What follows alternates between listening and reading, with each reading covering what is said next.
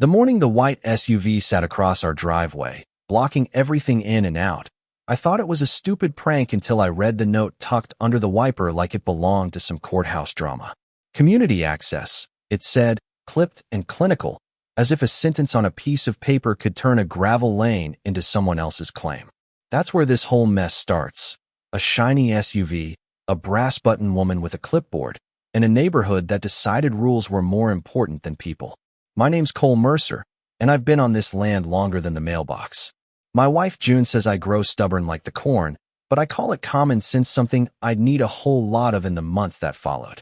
We live on a patch of land most people drive by without thinking, an old farmhouse, a barn with a sagging roof, and a driveway that's been wheel-marked for a generation.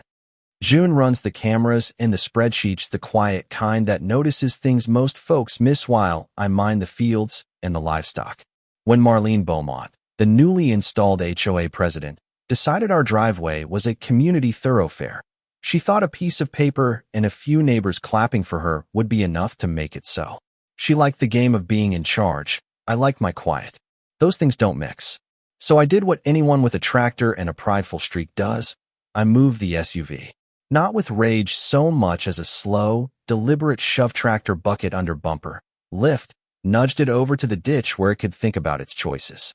June filmed the whole thing from the porch. She always thinks in angles. We laughed, we joked, and the clip God help ushered a few people's feeds. Viral, they called it. Fame is a strange kind of heat when you never asked for it. That should have been the end. Instead, it was the beginning. The HOA sent letters, then fines, fees for blocking planned community access, and suddenly paper became leverage.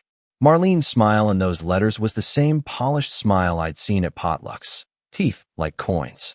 Behind the smile, though, was a network of favors, contractors, and a developer with eyes on a stretch of land that could be worth a fortune if the right roads and easements went where they wanted. If you've ever been on the losing side of a paper war, you know the slow choke of being right but powerless.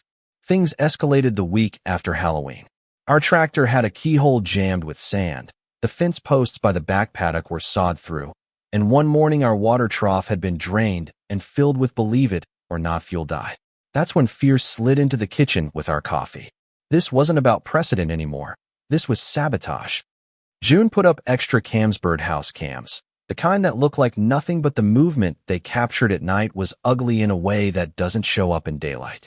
Hired hands, faces shadowed, moving with a purpose that felt personal. I remember the night they came for the barn. Rain, like a curtain, lightning throwing the roof into silhouettes. We heard the engines first, a foreign rumble against the usual creak of the farm. I grabbed the shotgun more for the noise it made than because I wanted blood, and drove the tractor through the fence like a man who'd had enough of quiet.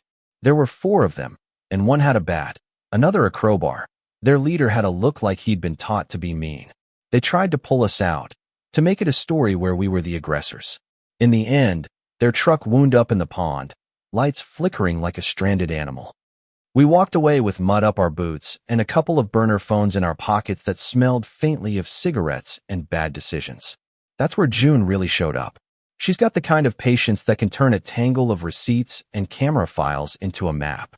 We sat in the kitchen for horse no TV, no outside noise, just spreadsheets and timestamps, and the tiny, insistent glow from the laptop.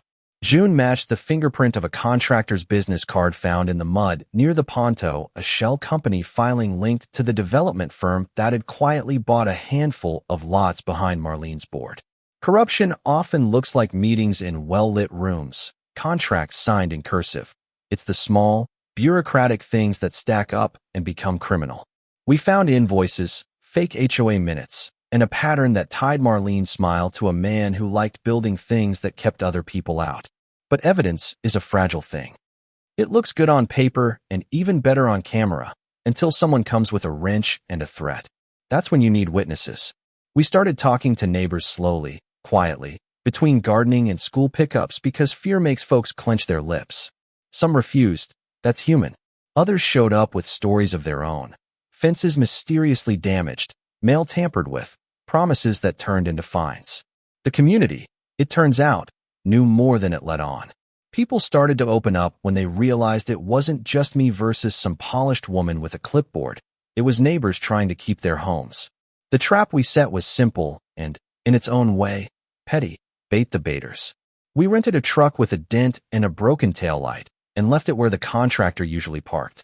June stained the tail with the same fuel dye they'd used before, blue, unmistakable under UV light. We set the cams, fed the timestamps, and waited.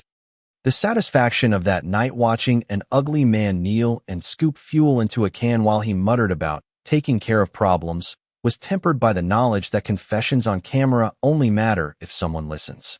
At the HOA meeting, Marlene wore the armor of legitimacy, fresh suit, hands that didn't tremble. She stood at the podium like a queen who'd been told she ruled. But we had a projector, June's spreadsheets converted into slides, and a folder of documents that made a different kind of noise. We rolled video, a sequence of night shots, the pawn truck, the confession under our birdhouse cam, invoices linking the contractor to the developer. People watched, and the pandemic of doubt that had kept them quiet started to lift. Old Mrs. Harlan, who'd been polite but distant, stood up and told the room about the time her mailbox was torn off and left at the curb. Others followed. Momentum is contagious when the truth is loud enough. Marlene tried to spin it. She called lawyering tactics. She called threats. But there is a point where smiles can't disguise the trail of money and the fingerprints on the fuel cans. On a slow Tuesday, the sheriff showed up with paperwork, search warrants, stayed men with no tapads, and it was the kind of quiet justice that doesn't make for fireworks, just paperwork and the clink of handcuffs. Marlene resigned from the board that day. The developer's plan stalled. The fines were voided. We won, in the small, bureaucratic way that practical people understand. But victory didn't feel like a headline. The barn still needed repair. The fence still sagged where the tractor had gone through. There were apologies, and there were angry texts. Some men called me a vigilante. Others thanked me in person with a nod and a loaf of bread. June and I sat on the porch the night after the sheriff left. The sky was clear, and the cricket chorus felt like a different country from the one with the white SUV. There's a softness in those moments, relief edged with a new weariness. You win something, and you realize how much you love the thing you were protecting.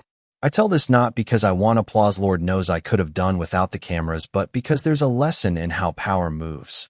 Not with one big blow, but with 1,000 small nudges until the ground gives. People ask if I'd do it again. The honest answer is yes and no. Yes, because the land and the people who live on it mattered more than the peace of my evenings. No, because I'd rather have a summer without hearings and a fall without cameras. The point is this: rules are important, but so is the heart under the rules. When the two clash, someone has to choose.